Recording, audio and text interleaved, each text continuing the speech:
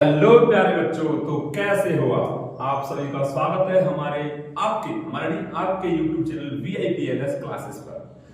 तो आशा करता हूं कि आप सभी स्वस्थ होंगे और अपने बोर्ड एग्जाम 2025 की तैयारी आराम से स्वस्थ तरीके से बड़ी मेहनत से कर रहे होंगे और अपने माँ बाप का सपना साकार कर रहे होंगे। तो मैं आज आपको कराऊंगा क्लास 10th का जो आपका विज्ञान का जो पोर्शन है, उसमें एक चैप्टर है प्रकाश का परावर्तन का अपवर्तन। यानी कि मैं आपको बता दूं कि विज्ञान को तीन भागों में बांटा गया है, फिजिक्स, केमिस्ट्री और बायोलॉजी, जिसमें जो आपका भौतिक विज्ञान फिजिक्स पोर्शन है उसका पहला चैप्टर है प्रकाश का परावर्तन का अपवर्तन। तो फिजिक्स के प्रत्येक चैप्टर के मैं आपके प्रत्येक चैप्टर के इंपोर्टेंट न्यूमेरिकल कराऊंगा। तो आज मैं आपको कराऊंगा प्रकाश के परावर्तन का अपवर्तन के न्यूमेरिकल। अब इसमें भी मैं सबसे पहले आपको कराऊंगा परावर्तन के जो आपके दर्पणों से संबंधित न्यूमेरिकल है उनको, फिर मैं आपको कराऊंगा लेंस के जो अपवर्तन के उनके, फिर आपके अगला चैप्टर है मानव नेत्र का, उसके न्यूमेरिकल कराऊंगा, फिर आपका विद्युत धारा है उसके न्यूमेरिकल कराऊंगा। यानी कि जितने भी न्यूमेरिकल आपको डर लगता है इनसे न्यूमेरिकल से देख के, उन सभी को आप कर पाओगे बोर्ड एग्जाम में, ठीक है। तो इस चैप्टर के न्यूमेरिकल करने से पहले मैं आपको क्या करता हूं, सबसे पहले इस चैप्टर से संबंधित सभी फॉर्मूला लिख देता हूं नंबर बाय नंबर। जैसे कि इसमें जो पहला फॉर्मूला होता है वो होता है आपका फोकस दूरी तथा वक्रता त्रिज्या में संबंध। तो फोकस दूरी वक्रता त्रिज्या में संबंध का फॉर्मूला होता है, उसे लिखते हैं पहले। फोकस दूरी तथा वक्रता त्रिज्या में संबंध, वक्रता त्रिज्या में संबंध, ठीक है। अच्छा, अगर यदि आपको फॉर्मूले आते हैं तो वीडियो को स्किप करके आप सीधे न्यूमेरिकल पे पहुंच सकते हैं, न्यूमेरिकल आप सीधे लगा सकते हैं, ठीक है ना। चलो देखते हैं। तो फोकस दूरी तथा वक्रता त्रिज्या में संबंध निकाला जाए तो उसका फॉर्मूला होता है आपका R बराबर 2F। ये होता है आपका फोकस दूरी वक्रता त्रिज्या में संबंध। यहाँ पर जो आपकी R है ये है आपकी वक्रता त्रिज्या, वक्रता त्रिज्या आपकी R होती है और जो फोकस दूरी है ये होती है F। पर सर ये F और R होती क्या है, ठीक है ना। तो देखो ध्यान से सुनो, जब आपने दर्पण पढ़ा है, अवतल दर्पण, उत्तल दर्पण ये पढ़ा है, तो उसमें एक ध्रुव होता है। तो ध्रुव से आपके फोकस तक की दूरी होती है फोकस दूरी, और ध्रुव से वक्रता केंद्र तक की दूरी होती है वक्रता त्रिज्या, ठीक है। जैसे मैं एक में बता देता हूं आपको। जैसे मान लो कि ये आपका गोली दर्पण है, अगर इसके आप पीछे पॉलिश कर देते हो तो ये बन जाता है आपका अवतल दर्पण। अब इस दर्पण का जो मध्य बिंदु होता है यहाँ पर, ये कहलाता है ध्रुव P, और इसका जो केंद्र होगा वो होगा C, वक्रता केंद्र। क्या होगा? वक्रता केंद्र। अब इस वक्रता केंद्र और ध्रुव को मिलाते हुए आप एक रेखा खींचें, और ये जो रेखा है ये कहलाएगी आपकी मुख्य अक्ष। और C और P के बीच में, एकदम बीच में एक बिंदु होता है जिसे कहते हैं आप F, यानी फोकस बिंदु। अब ध्यान से देखें, तो F से लेकर P, क्या ये सही रहेगा? नहीं। हमेशा ध्यान रखें, या आप फोकस दूरी नापें या वक्रता त्रिज्या नापें, कोई भी दूरी नापें, हमेशा प्रत्येक दूरी आपको ध्रुव से नापनी है। तो ध्रुव से आपके फोकस तक की दूरी होगी फोकस दूरी छोटी f, ये फोकस दूरी, ठीक है। और ध्रुव से वक्रता केंद्र तक की दूरी होगी r, यानी वक्रता त्रिज्या। अब इस r में और f में जो संबंध है वो है आपका r बराबर 2 है। तो ये इस चैप्टर का सबसे सिंपल पहला फॉर्मूला है। इस पे मैं न्यूमेरिकल कराऊंगा, आगे जो हम दूसरा फॉर्मूला है वो पढ़ते हैं। तो आपका दूसरा फॉर्मूला है, अगर आपको फॉर्मूले आते हैं तो आप वीडियो को स्किप करके सीधे न्यूमेरिकल पे पहुंच सकते हैं, ठीक है। तो दूसरा आपका जो आपका फॉर्मूला है इंपोर्टेंट, वो है दर्पण सूत्र से, जिसे हम बोलते हैं दर्पण सूत्र, ठीक। अब जो दर्पण सूत्र कहो, या आप इसे कह सकते हैं UVF में संबंध, तो इसे UVF में संबंध भी कह सकते हैं। अगर UVF में संबंध की बात करें तब भी आपको ये लिखना है, और दर्पण सूत्र की बात करें तब भी आपको लिखना है। अब सर ये होता क्या है? तो ये होता है बच्चा, देखो 1/f, क्या बोला मैंने? 1/f बराबर 1/v, v प्लस 1/u, ये आपका होता है दर्पण सूत्र। अब सर इसमें f, v, u है क्या? तो देखो f तो आपको मैंने अभी तुरंत बताया कि f है आपकी फोकस दूरी, यानी ध्रुव से फोकस तक की दूरी फोकस दूरी। अब मेरे पास जो बचा है v और u बताना है। जैसे मान लो कि इसी दर्पण में कोई वस्तु रखी है, यहाँ पर ये आपकी वस्तु है, ठीक है ना। ये आपकी वस्तु है ए बी, या कोई नाम रख देंगे इसका। अब जो ये वस्तु की दूरी है ये ध्रुव से कितनी है, समझे आप मैं क्या कह रहा हूं? ध्रुव से वस्तु तक की दूरी, हमेशा सभी दूरियां आपको ध्रुव से नापनी है। पहली बात तो आप मेरी ये याद रखो। तो आपके ध्रुव से वस्तु तक की दूरी ये कहलाएगी आपकी वस्तु की दूरी u। वस्तु की दूरी को आप व्यक्त करेंगे u से। किससे व्यक्त करेंगे? u से। ये ध्यान रखेंगे ना, ठीक है। अच्छा, अब इस वस्तु का दर्पण के सामने रखने पर इसका एक प्रतिबिंब बनेगा, तो इसका प्रतिबिंब मैंने माना यहाँ पर बनेगा C और F के बीच में, माना नहीं, बनता यही है, ठीक है। तो C और F के बीच में इसका प्रतिबिंब बनेगा। अब सर फिर क्या, तो प्रतिबिंब से ध्रुव ना, ध्रुव से प्रतिबिंब, तो ध्रुव से प्रतिबिंब तक की दूरी कहलाएगी V, तो ये होती है V। तो क्या बोला मैंने, V है आपकी ध्रुव से प्रतिबिंब तक की दूरी, और U है आपकी ध्रुव से वस्तु तक की दूरी, और फोकस दूरी ध्रुव से फोकस बिंदु तक, ये आप समझे, ठीक है।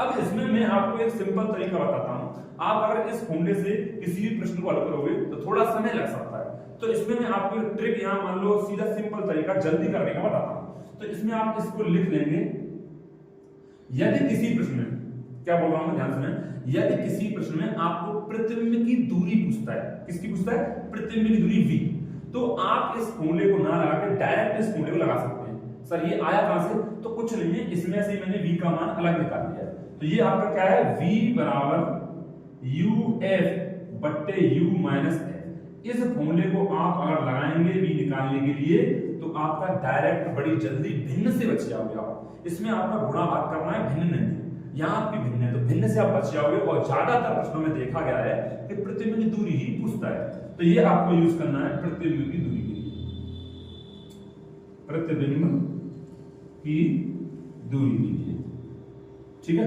तो प्रतिबिंब की दूरी के लिए देखा गया है, तो ये आपका दूसरा फॉर्मूला है। इसमें आप समझे ना, F फोकस दूरी, V प्रतिबिंब की दूरी और U वस्तु की दूरी, ये आप लिख लें अगर आपके पास नहीं लिखा हुआ है तो, ठीक है। मैं यहां पर लिख देता हूं, तो F है आपकी फोकस दूरी, फोकस दूरी, और आपकी V है प्रतिबिंब की दूरी, ये यहां पर लिखा हुआ है V बराबर प्रतिबिंब की दूरी, ठीक है। ये यहां U लिख देता हूं, U, ठीक है।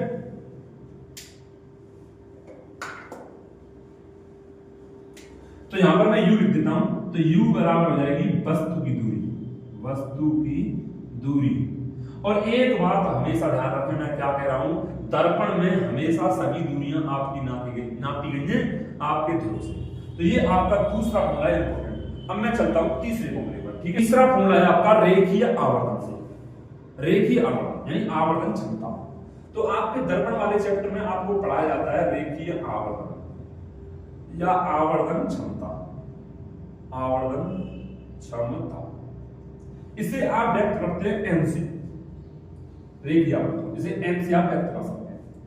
अब जो आपकी रेखीय आवर्धन M होता है, उसकी परिभाषा होती है प्रतिबिंब की लंबाई, क्या होगा ध्यान से सुनने में क्या कर रहा हूं, प्रतिबिंब की लंबाई तथा वस्तु की लंबाई के अनुपात को, प्रतिबिंब की लंबाई तथा वस्तु की लंबाई के अनुपात को रेखीय आवर्धन। प्रतिबिंब की लंबाई ऊपर लिखेंगे हम, प्रतिबिंब की लंबाई, ठीक है, और नीचे लिखेंगे हम वस्तु की लंबाई। अनुपात बोले तो यानी वस्तु बट्टे में लिखनी है, वस्तु की लंबाई, ये होगी। अब प्रतिबिंब की लंबाई को हम व्यक्त करते हैं HI से, और वस्तु की लंबाई को करते हैं HO से। ये सर क्या है, तो HI, यहां पर जो I का मतलब है वो है आपका इमेज, इमेज, और जो O का मतलब है वो है आपका ऑब्जेक्ट, और ऑब्जेक्ट यानी वस्तु, और इमेज यानी प्रतिबिंब, प्रतिबिंब, ठीक है। तो इसलिए यहां पर HI यानी I होगी प्रतिबिंब, और H माने हाइट, यानी कि ये हो गई आपकी प्रतिबिंब की लंबाई, हाइट ऑफ इमेज, और नीचे है हाइट ऑफ ऑब्जेक्ट यानी कि वस्तु की लंबाई। तो इस हिसाब से आपका M बराबर हो जाएगा HI/H। अब रेखीय आवर्धन में एक फॉर्मूला और होता है, तो वो होता है M बराबर माइनस के V/U, ये फॉर्मूला और होता है। अब देखो यहां पर M बराबर HI/H है और M बराबर माइनस V/U है, तो इस प्रकार ये आपस में बराबर हो जाएंगे। तो इस प्रकार एक फॉर्मूला और बन जाएगा HI/HO बराबर V/U। तो ये आपका रेखीय आवर्धन के तीन फॉर्मूले आ गए। अब प्रश्न में किसी प्रकार से भी कोई क्वेश्चन पूछता है तो आप इन तीनों प्रश्न का आवश्यकता अनुसार यूज करके वो मान्य निकाल सकते हो। अच्छा, इसमें एक बात और मैं बताना चाहूंगा, जो नोट पॉइंट में आप लिखोगे, नोट पॉइंट में लिखना सही बच्चे, क्या बात है, अगर कभी भी, मैं क्या कह रहा हूं ध्यान से सुने, ये छोटी छोटी बातें इन प्रश्नों में बहुत ही अहम भूमिका निभाती है, ध्यान रखना। अगर कभी आभासी प्रतिबिंब गए, आभासी, तो अगर आभासी प्रतिबिंब गए, आभासी प्रतिबिंब, आप जानते ही होंगे आभासी प्रतिबिंब किसे कहते हैं, तो आभासी प्रतिबिंब गए तो उसके लिए M और V दोनों की बात कर रहा हूं मैं, आपका रेखीय आवर्तन और v यानी प्रतिबिंब दूरी अभी बताया था मैंने। तो m और v दोनों होंगे सर क्या होंगे, धनात्मक। वाह क्या बात है सर, तो धनात्मक होंगे। अच्छा अब सर वास्तविक हो तो देखो वास्तविक प्रतिबिंब की बात करें, किसकी बात करें, वास्तविक प्रतिबिंब। वास्तविक प्रतिबिंब की बात करें तो वहां पर आपके m और v ये होंगे ऋणात्मक। कैसे होंगे, ऋणात्मक। यानी कि अगर कहीं आभासी प्रतिबिंब बात करता है तो वहां पर v आपको प्लस का लेना है और m भी प्लस का लेना है, और अगर आपसे वास्तविक प्रतिबिंब की बात करता है तो वहां पर आपको m प्लस माइनस का लेना है और v भी माइनस का लेना है। इसका उल्टा सर ये भी हो जाएगा कि अगर v कहीं पर माइनस का है, क्या कह रहा हूं ध्यान सुने, अगर v कहीं पर माइनस का है तो प्रतिबिंब वास्तविक होगा, और अगर v कहीं प्लस का है तो प्रतिबिंब आभासी होगा। ठीक है, तो इस प्रकार मैंने 3 फॉर्मूले आपको बताए जो कि इंपॉर्टेंट है। अब मैं आपको बताता हूं चिन्ह प्रपाटी, जो कि प्रश्नों में बहुत ज्यादा इंपॉर्टेंट है। अब आपकी मैं बताता हूं आपको चिन्ह प्रपाटी। तो मैंने 3 फॉर्मूले बताए हैं, उसके बाद चौथे फॉर्मूले की बात करें, यानी हम बात करें चौथी इंपॉर्टेंट चीज की, तो वो है आपकी चिन्ह प्रपाटी, जो कि बहुत ही इंपॉर्टेंट है। अगर आपको चिन्ह प्रपाटी नहीं आती है तो क्वेश्चन को आप पक्का गलत कर दो। तो आपकी चिन्ह प्रपाटी का पहला जो नियम है, 3 ही नियम है, ज्यादा नहीं है। पहला नियम है सभी दूरियां दर्पण के ध्रुव से नापनी है या मापनी, यानी कि आप अगर वस्तु की दूरी नापते हो तो भी ध्रुव से वस्तु तक की दूरी, और फोकस दूरी नापते हो तो भी ध्रुव से फोकस तक की दूरी। जो भी कोई दूरी नापनी है आपको वो नापनी है दर्पण के ध्रुव से। सबसे पहला पॉइंट ये है। दूसरा पॉइंट है आपतित किरण की दिशा में नापी गई दूरियां धनात्मक तथा आपतित किरण की दिशा में आपतित किरण की दिशा के विपरीत नापी गई दूरियां ऋणात्मक होती है। तीसरा पॉइंट है मुख्य अक्ष के ऊपर नापी गई दूरियां धनात्मक और मुख्य अक्ष के नीचे नापी गई दूरियां ऋणात्मक। सर ये समझ नहीं आया तो देखो ध्यान से करो। जैसे मान लो ये कोई अवतल दर्पण है, अवतल दर्पण अभी नहीं है, अगर मैं पीछे पॉलिश कर दूं तो अब है ये सारे अवतल दर्पण। अब इसमें जो इसका सामान है सब फिट करो, तो ये हो गया मुख्य अक्ष, ये हो गया ध्रुव P, ये हो गया F और ये हो गया C। P F और C, पेप C। ये ट्रिक आप याद रखें, पेप C, P F C। पहले P आएगा फिर F आएगा फिर C आएगा, पेप C।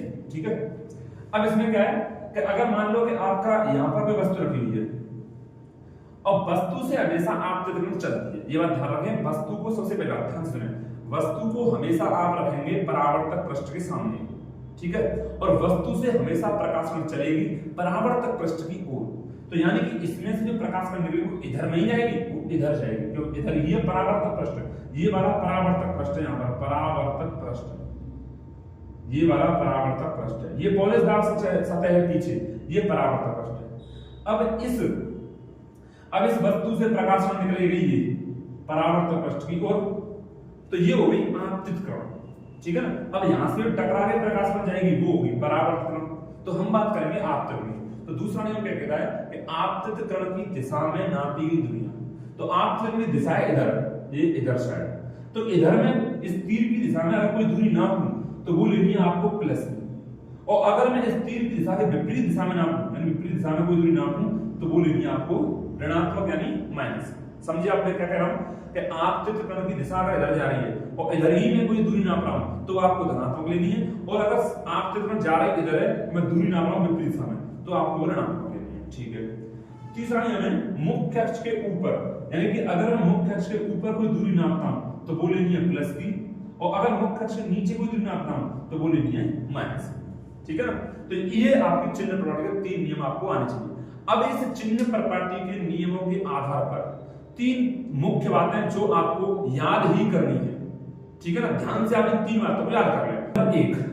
नंबर 1 जो आपकी मोस्ट इंपोर्टेंट बात है वो है अवतल दर्पण की फोकस दूरी ऋणात्मक। हमेशा ध्यान रखें कि अवतल दर्पण की जो फोकस दूरी है वो हमेशा आपको माइनस में लेनी है, और उत्तल दर्पण की फोकस दूरी धनात्मक लेनी है, और वस्तु की दूरी या वस्तु की लंबाई, वस्तु की दूरी हमेशा आपको ऋणात्मक और वस्तु की लंबाई हमेशा धनात्मक। अरे सर हुआ कैसे ये तो बताओ। तो देखिए ध्यान से, तो मैंने आपके सामने दोनों ही दर्पण बना रखे हैं, अवतल दर्पण और उत्तल दर्पण, और उनके सामान भी मैं फिट कर रखे हैं, PFC PFC पेप्सी पेप्सी। तो अवतल दर्पण उत्तल दर्पण, तो अवतल दर्पण के सामने मैंने वस्तु रखी हुई है और वस्तु से निकल रही है आपतित किरण, तो यहां पर आपतित किरण की दिशा हो गई इधर, तो ये दूरी आपको लेनी है प्लस की, और इसके विपरीत दूरी लेनी है आपको माइनस की। ये होगी विपरीत दूरी आपकी माइनस। अब इधर आ जाओ, इधर आपकी आर्क चक्र में दिशा इधर है, तो इसमें भी इधर आपकी प्लस है और इधर आपकी माइनस है। अब देखते हैं, तो पहली बात कर रहा है अवतल दर्पण की फोकस दूरी। अब फोकस दूरी सर होती क्या है, तो अभी मैंने बताया था फोकस दूरी ध्रुव से फोकस तक की दूरी फोकस दूरी। तो ध्रुव आपका ये रहा P, ध्रुव पोल, ध्रुव से फोकस तक की दूरी फोकस दूरी। तो अब आप खुद सोचिए कि मैं अगर ध्रुव से फोकस तक नापूंगा दूरी तो इधर नापूंगा और इधर इधर इधर किस दिशा में, इधर दिशा में, तो ये किसकी है, माइनस में, ये दिशा किसकी है, माइनस की। तो इसलिए मैंने लिखा है अवतल दर्पण की फोकस दूरी ऋणात्मक। अब इसमें आ जाओ, अब उत्तल दर्पण की फोकस दूरी बात करते हैं। अब उत्तल दर्पण की फोकस दूरी किधर नापूंगा, तो मैं नापूंगा P से F।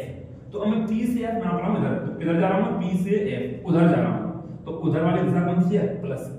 तो इसलिए उत्तल दर्पण की फोकस दूरी धनात्मक। ठीक है, अब नापते हैं वस्तु की दूरी। जो वस्तु की दूरी है वो सदैव ऋणात्मक होती है, उस पर उत्तल या अवतल का कोई फर्क नहीं पड़ता। आप खुद देखें, जब मैं यहाँ पर वस्तु रख रहा हूं तो मैं P से वस्तु तक की दूरी किधर नाप रहा हूं, इधर, ये इधर। P से F वस्तु की दूरी इधर नाप रहा हूं और ये दिशा किसके ऊपर देखें, माइनस की। तो यहाँ पर वस्तु की दूरी कैसे है, ऋणात्मक। अब इसमें देखें तो P यानी ध्रुव से वस्तु तक की दूरी में इधर नापूंगा, इधर साइड में, और ये साइड किसकी है, इसमें ही माइनस की है। तो यानी कि उत्तल दर्पण हो या अवतल दर्पण हो, दोनों में हमेशा वस्तु दूरी माइनस होती है। और ये मैं आपको हमेशा इसलिए बता देता हूं कि चाहे आप इंटर क्लास में हो, चाहे आप 10th क्लास में हो, चाहे आप कुछ भी करें, उसमें हमेशा आपको वस्तु दूरी ऋणात्मक ही माननी। चाहे सूक्ष्मदर्शी हो, चाहे दूरदर्शी हो, चाहे उत्तल लेंस हो, चाहे अवतल लेंस हो, उत्तल दर्पण हो, अवतल दर्पण, कोई सा कुछ भी प्रकाश यंत्र हो, उसमें आपको सदैव वस्तु दूरी माननी है ऋणात्मक। ठीक है, अब देखते हैं वस्तु की लंबाई। अब वस्तु को हमेशा मुख्य अक्ष के ऊपर रखा जाता है, उत्तल दर्पण अवतल दर्पण। तो बताओ अभी मैंने क्या बताया था कि मुख्य अक्ष के ऊपर धनात्मक, बिल्कुल सही, और मुख्य अक्ष के नीचे ऋणात्मक। तो इसलिए यहाँ पर वस्तु की लंबाई है। तो अब मैंने आपको चिन्ह प्रॉपर्टी और मोस्ट इंपोर्टेंट फॉर्मूले जो परावर्तन है दर्पण संबंधी वो बता दिए। अब हम करते हैं इसके एक एक करके सभी न्यूमेरिकल। ठीक है, तो पहला न्यूमेरिकल आपके सामने इस प्रकार है। तो मैंने आपसे पहले ही बताया था कि मैं आपको पहले सिंपल प्रश्न कराऊंगा और फिर आपको आपका एक लेवल करके हर तरीके के प्रश्न कराऊंगा। तो ये इस प्रकार पहला प्रश्न है। अच्छा, एक बात बता दूं, राइटिंग थोड़ा मेरा खराब है, देख लेना, थोड़ा मैनेज कर लेना। अगर कोई दिक्कत हो तो कमेंट जरूर करना। तो पहला प्रश्न आप देखें, तो 40 सेंटीमीटर फोकस दूरी वाले अवतल दर्पण की वक्रता त्रिज्या ज्ञात करनी है। बड़ा ही सिंपल क्वेश्चन है, टिक मार OMR में आपका पक्का फंसेगा। ये आपका पेपर में आया हुआ प्रश्न है। तो अवतल दर्पण की वक्र त्रिज्या ज्ञात करनी है। तो ये फोकस दूरी है अवतल दर्पण, तो मैं लिख लेता हूं आराम से। वैसे आंसर आपको पता चल ही गया होगा, तो यानी देखते हैं तो कैसे करना है आपको पेपर में। अवतल दर्पण की फोकस दूरी, तो अवतल दर्पण की फोकस दूरी से F सेलेक्ट करेंगे और दे रखी है 40 सेंटीमीटर।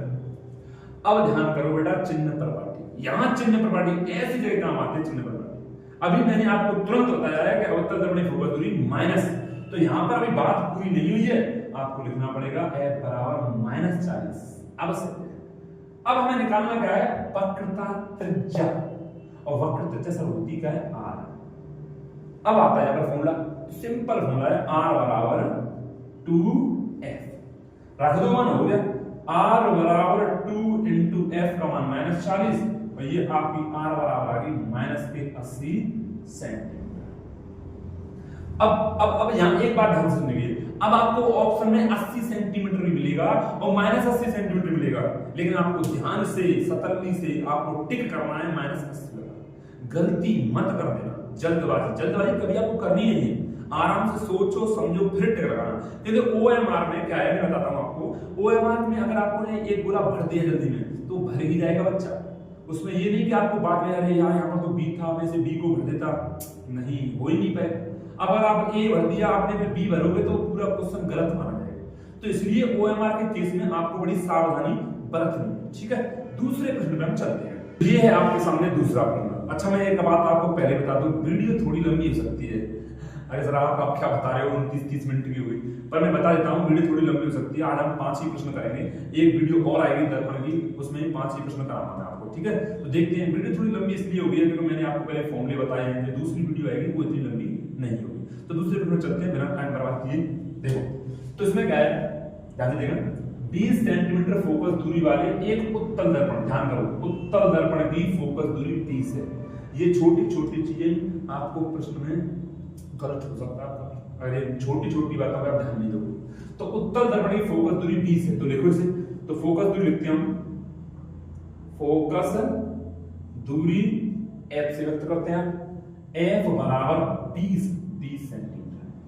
प्लस या माइनस बताओ तो, प्लस, एकदम सही। अभी मैंने बताया ना उत्तल दर्पण की फोकस दूरी प्लस, अवतल की माइनस।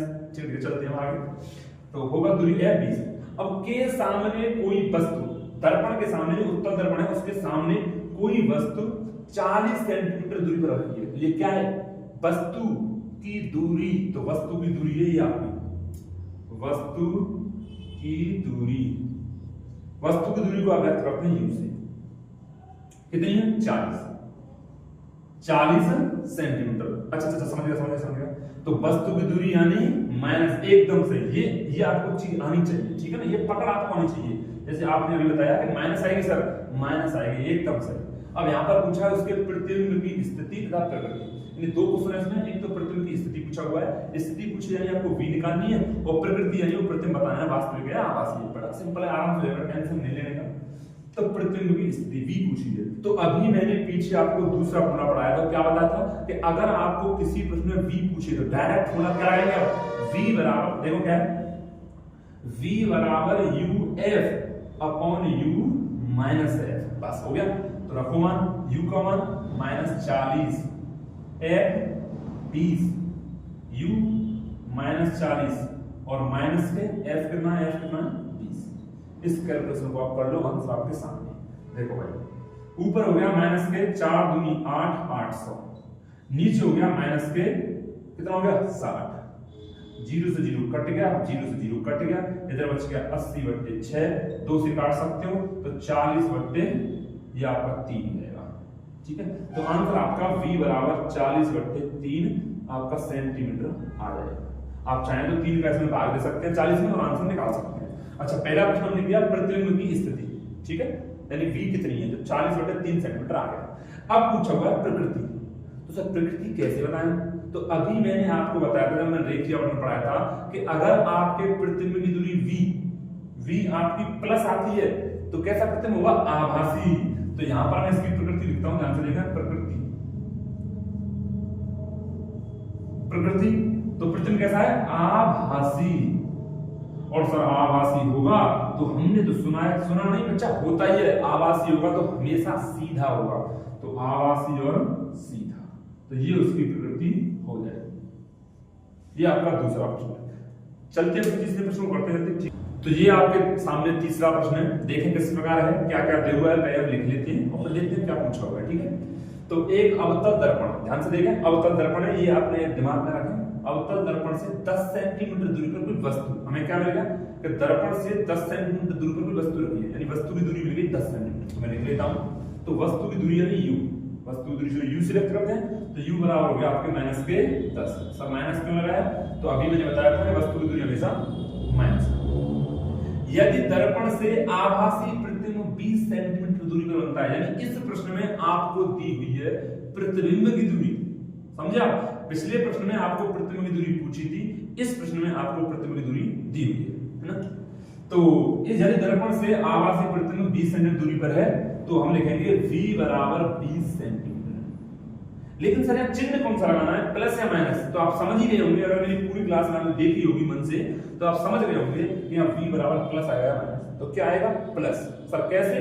तो आभासी प्रतिबिंब, कैसा प्रतिबिंब? आभासी प्रतिबिंब। तो आभासी प्रतिबिंब के लिए v प्लस और वास्तविक प्रतिबिंब के लिए v माइनस, तो यहाँ पर एक प्लस का आएगा। अब पूछा है इसमें दर्पण की वक्रता त्रिज्या, ये पूछी है वक्रता त्रिज्या। तो वक्रता त्रिज्या कैसे निकाला सर? होती क्या है? तो वक्रता त्रिज्या होती है r।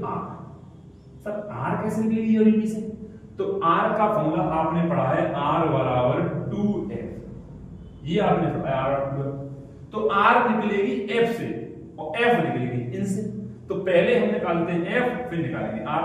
देखो कैसे निकालते हैं। तो फॉर्मूला क्या है आपका? दर्पण सूत्र 1/f बराबर 1/v प्लस के 1/u। इसमें मान रखो तो 1/v 20 और माइनस के 1/u कितना है? 10। ये आपका -10 या -1 हो जाएगा। लासा कितना आएगा? तो लास्ट आ गया सर 20। अब इस भिन्न को सॉल्व करेंगे आप, तो 20 का 20 में भाग देंगे एक बार, और जितना आता है ऊपर उसका गुणा करेंगे तो 1 माइनस 10 का 20 में भाग देंगे तो आप 2 बार, और 2 का ऊपर गुणा करेंगे तो 2, तो कितना आ गया माइनस के 1/20, ये आ गया 1/f। अब 1/f का माइनस के 1/20 में क्रॉस मल्टीप्लाई करो, देखो यहां कर देता हूं 1/f बराबर माइनस के 1/20। जब इसका क्रॉस मल्टीप्लाई करेंगे तो फाइनली f बराबर आएगी माइनस के 20 सेंटीमीटर। अब आप यहां पर चेक कर सकते हैं कि सर मैंने ये प्रश्न कहीं गलत तो नहीं किया, सही है ना? तो कैसे चेक करेंगे? तो आप इधर देखें मैंने क्या कहा था कि हर बात इंपोर्टेंट है। अवतल दर्पण बोला है और उसकी फोकस दूरी पूछी है, तो नीचे हमारा जो आंसर है फोकस दूरी वो माइनस की आनी चाहिए। तो देखो आइए क्या, तो बिल्कुल हमारी फोकस दूरी माइनस की आई, यानी एकदम सही है। अब जब फोकस दूरी आ चुकी है तो इंतजार किस बात का, तो सीधे हम इसको लिखेंगे, तो r बराबर 2 into f माइनस के 20, तो r बराबर माइनस के 40 सेंटीमीटर। ये आपकी वक्रता हो जाएगी, हो गया ना? कोई टेंशन नहीं लेने का। तो आपका तीसरा प्रश्न है, अभी चौथा प्रश्न करते हैं। तो आज वीडियो में अंत तक बने रहे। पांचवा प्रश्न आपको बेहतरीन प्रश्न है जो देखें आप, ठीक है? चौथा प्रश्न करते हैं। तो फोर्थ क्वेश्चन आपके सामने स्क्रीन पर दिख ही गया होगा आपको। तो इसमें क्या है प्रश्न में, तो जो पांचवा प्रश्न है आपको उसका इंतजार रहना चाहिए, क्योंकि उसको पांचवें प्रश्न जो इंपोर्टेंट है, मैं उसको बड़े बढ़िया तरीके से, बड़ा अच्छा क्वेश्चन है, आप उसके लिए वीडियो में पूरी तरह बने रहे। अच्छा एक बात और, जब आप यहाँ तक आ चुके हो तो यानी आपको वीडियो अच्छी लग रही है, तो प्लीज वीडियो को लाइक करें अभी तुरंत और कमेंट करें। और हाँ एक बात और, जो बगल में एक लाल वाला बटन होगा प्लीज उसे दबा दें, ठीक है ना? आप जब कमेंट लाइक शेयर करते हैं तो हमें उससे मोटिवेशन मिलता है। हम सोचते हैं बच्चों को, हमारी मतलब बच्चे हमें कमेंट लाइक कर रहे हैं तो हमें बच्चों के लिए और वीडियो बनानी चाहिए, ठीक है? चलो कुछ समय चलते हैं बिना टाइम वेस्ट किए। तो उत्तल दर्पण की फोकस दूरी 30 सेंटीमीटर है। दर्पण कौन सा, ध्यान से देखना, उत्तल दर्पण। अब उत्तल दर्पण की फोकस दूरी है f बराबर 30 सेंटीमीटर। सर किसमें? प्लस में, क्योंकि उत्तल दर्पण की फोकस दूरी प्लस होती है और तभी मैंने जानती है, ठीक है? दर्पण के सम्मुख 5 सेंटीमीटर लंबी वस्तु दर्पण से 30 सेंटीमीटर दूरी पर रखिए। तो दर्पण, ये आपका दर्पण है उत्तल दर्पण, इसके सामने यानी ये पराग, इसके सामने ध्रुव से, हमेशा जो दूरी है वो सभी ध्रुव से हैं, सभी दूरियां ध्रुव से हैं आपसी। तो ध्रुव से दर्पण के सम्मुख यानी ध्रुव से 5 सेंटीमीटर लंबी वस्तु की लंबाई 5 सेंटीमीटर है, 5 सेंटीमीटर लंबी वस्तु दर्पण है 30 सेंटीमीटर। तो यहां से 30 सेंटीमीटर दूरी पर, 30 सेंटीमीटर दूरी पर कोई वस्तु ये आपकी रखिए, और ये कितनी लंबाई है इसकी? 5 सेंटीमीटर की लंबाई। तो आप बताइए 30 सेंटीमीटर क्या है? ये वस्तु की दूरी हो गई, तो u बराबर हो गया आपका हमारे पास माइनस के 30 सेंटीमीटर, ठीक है? अच्छा और क्या दिया हुआ है? तो सर वस्तु की लंबाई दी है, तो वस्तु की लंबाई को किससे व्यक्त करते हैं? तो हाइट ऑफ ऑब्जेक्ट, वस्तु की लंबाई ho, तो ho आपका हो जाएगा 5 सेंटीमीटर। सर प्लस के माइनस चिन्ह विशेष ध्यान रखें, मैं आपको बता दे रहा हूं, अगर आपने एक भी चिन्ह गलत कर दिया पूरा प्रश्न गलत हो जाएगा, ठीक है ना? तो यहाँ पर आपका चिन्ह आएगा प्लस, में मुख्य अक्षर आप ऊपर नाप रहे हैं तो प्लस आपका आ जाएगा, ठीक है? अब सब देखते हैं क्या पूछा। तो प्रतिबिंब की स्थिति, जो प्रतिबिंब की स्थिति पूछे यानी v पूछ रहा है, तो v निकालने के लिए मैंने आपको डायरेक्ट फॉर्मूला बताया था, v बराबर uf upon u plus u minus f, u minus f। इसमें रखें आप सभी का मान, v का मान आपके सामने होगा। तो v, u कितना है आपका माइनस 30, f कितना है 30 बट्टे u कितना है माइनस 30, माइनस चिन्ह है यहाँ पर, और f कितना है 30। इसको आप सॉल्व करें तो ऊपर हो जाएगा माइनस के 3 9, ऊपर माइनस के 900 हो जाएगा आपका, और नीचे आपका हो जाएगा माइनस के 60। 0 से 0 कट गया, 0 से 0 कट गया, ठीक है? अब इधर कितना बचा? तो 6 से सीधे 90 काटो, 15 छक्के 90 होते हैं, तो यहाँ पर आपका v आ जाएगा 15 सेंटीमीटर, ठीक है ना? 15 छक्के 90। तो आंसर आपका जो v है ना वो आ गया 15, पर अभी पूरी बात नहीं हुई है। अब इसमें पूछा हुआ है आकार क्या है, प्रकृति क्या है, यानी प्रतिबिंब का आकार। अब बताओ प्रतिबिंब का जो आकार होता है, प्रतिबिंब की जो लंबाई होती है, इसे किससे व्यक्त करते हैं? यानी हम उससे व्यक्त करते हैं h i से। तो अब यहाँ पर हमें h को दिया हुआ है, h i पूछा हुआ है, और मुझे मेरे पास v भी है और u भी है। तो अब ये ना समझा कि हमें m बराबर माइनस को h i upon h o ही लगाना पड़ेगा। आप इस फॉर्मूले को ऐसे लिख सकते हैं, h i upon h o बराबर माइनस v अपॉन u। ये भी मैंने फॉर्मूला बताया था आपको, तो इस फॉर्मूले से आप निकाल सकते हैं h i, ठीक है? निकालते हैं तो h i निकालना है, ठीक है? h o 5 माइनस के v क्या है 15 और u क्या है माइनस के 30। अब बताओ माइनस माइनस कट गया, 15 से 30 क्या बार कटेगी, 15 से 30 दो बार, 15 दूनी 30, ठीक है। तो इस 5 का क्रॉस मल्टीप्लाई करो उधर, तो h i बराबर आएगा 5/2 और 2 से 5 चली जाएगी आपकी 2.5 बार, 2.5 सेंटीमीटर। तो जो आपका प्रतिबिंब है वो बनेगा 2.5 सेंटीमीटर का। और वस्तु कितनी है 5 सेंटीमीटर की, तो वस्तु और ये प्रतिबिंब, तो वस्तु की लंबाई ज्यादा है और प्रतिबिंब लंबाई छोटी है। अब इसकी प्रकृति लिखते हैं, तो प्रकृति में यहाँ पर आपकी इधर लिख देता हूँ, इसे मिटा देता हूँ यहाँ पर। अब आज मैंने ग्लव्स नहीं पहने हुए हैं, कोई नहीं, मैं इससे मिटा देता हूँ। तो यहाँ पर मैं इसकी प्रकृति लिखता हूँ, इसकी प्रकृति देखो प्रकृति कैसे लिखते हैं आप, यानी जो प्रतिबिंब बना है वो कैसा है। तो पहले तो हम ये लिखेंगे वो आभासीय या वास्तविक। तो प्रतिबिंब आभासीय वास्तविक देखने के लिए क्या देखते हैं, तो जो आपका v का मान आया हुआ है उसका चिन्ह देखें। अगर v का मान प्लस है, मैंने बताया आभासी, और माइनस है वास्तविक। पूरी वीडियो अगर आपने देखी होगी तो आपने अब तक इसकी प्रकृति सोच भी ली होगी, और अगर कॉपी पेन लेके बैठे होंगे तो आपने लिख भी ली होगी। तो v इसकी क्या होगी, तो आभासी, तो प्रकृति होगी आभासी। और ध्यान रखें जब कभी प्रकृति आभासी होती है तो वहां पर आपका जो आभासी के साथ वो प्रकृति उसकी सीधी भी होती है, तो प्रतिबिंब आपका सीधा भी है। तो आभासी कॉमा सीधा, तो ये इसकी प्रकृति रहेगी आभासी कॉमा सीधा, ठीक है। आगे हमें बताना है कि जो प्रतिबिंब है वो वस्तु से छोटा या बड़ा है। तो देखें आप, वस्तु की लंबाई 5 और प्रतिबिंब लंबाई 2.5, तो यानी वो प्रतिबिंब वस्तु से छोटा है। तो आभासी कॉमा सीधा तथा वस्तु से छोटा बनेगा, ये हम लिख सकते हैं यहाँ पर। और आपको ये प्रश्न 5 नंबर पर पूछा जाएगा और आपको 5 नंबर मिल जाएंगे। तो अगर आपने लाइक कमेंट दिए तो प्लीज कर दें कमेंट, लाइक, सब्सक्राइब, ठीक है। 5वें प्रश्न पर चलते हैं, ठीक है। तो 5वां प्रश्न देखें, तो लास्ट आपका 5वां प्रश्न आज के लिए। तो इस 5वें प्रश्न को आपका इंतजार था, जो कि आपका मोस्ट इंपोर्टेंट है। आप देख सकते हैं मैंने स्टार लगाए हुए हैं, आपका मोस्ट इंपोर्टेंट प्रश्न है। तो पहले चलो इसे पढ़ लेते हैं, फिर बात करते हैं इस पर। तो प्रश्न क्या है कि अवतल दर्पण के मुख्य अक्ष पर ध्रुव से 30 सेंटीमीटर की दूरी पर स्थित वस्तु का प्रतिबिंब वस्तु पर ही बनता है। ये जो बात कही गई है, इस बात का अगर जो बच्चे मतलब समझ गए तो उनके लिए ना ये प्रश्न 1 नंबर का है, और जिन्हें इस बात का मतलब नहीं पता चला तो उनके लिए प्रश्न 5 नंबर का है। तो वस्तु पर ही बनता है, दर्पण की फोकस दूरी बताओ क्या है। तो यहाँ पर दर्पण की फोकस दूरी f पूछी हुई है, तो यहाँ पर f देखते हैं क्या है। तो पहले हम f लिख लेते हैं क्या दिया हुआ है। तो अवतल दर्पण के मुख्य अक्ष पर ध्रुव से 30 सेंटीमीटर की दूरी पर स्थित वस्तु, तो ध्रुव से अवतल दर्पण के ध्रुव से 30 सेंटीमीटर दूरी पर भी वस्तु रखी है। तो यहाँ पर वस्तु की दूरी u दी गई है, तो हम लिख लेते हैं u बराबर -30 सेंटीमीटर, ठीक है। तो पहले तो मैं ऐसे करके दिखाता हूँ आपसे कैलकुलेशन से, इसमें निकाल के दिखाता हूँ f का मान कैलकुलेशन करके, ठीक है। और फिर मैं इसकी शॉर्ट ट्रिक बताऊंगा जिससे आप 1 सेकंड या 2 सेकंड में इस प्रश्न का आंसर दे सकोगे। और फिर कहोगे सर ये आपका इतना लंबा क्वेश्चन 5 नंबर कैसे आ सकता है, 1 नंबर का क्वेश्चन है तो, ठीक है। तो पहले से करते हैं।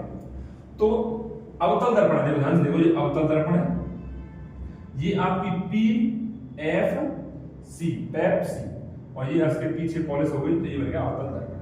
अब अवतल दर्पण के मुख्य अक्ष पर, यानी मुख्य अक्ष पर ध्रुव से 30 सेंटीमीटर दूरी पर, तो यहाँ से 30 सेंटीमीटर दूरी पर कोई वस्तु रखी है और इस वस्तु का प्रतिबिंब ज्ञात करना है।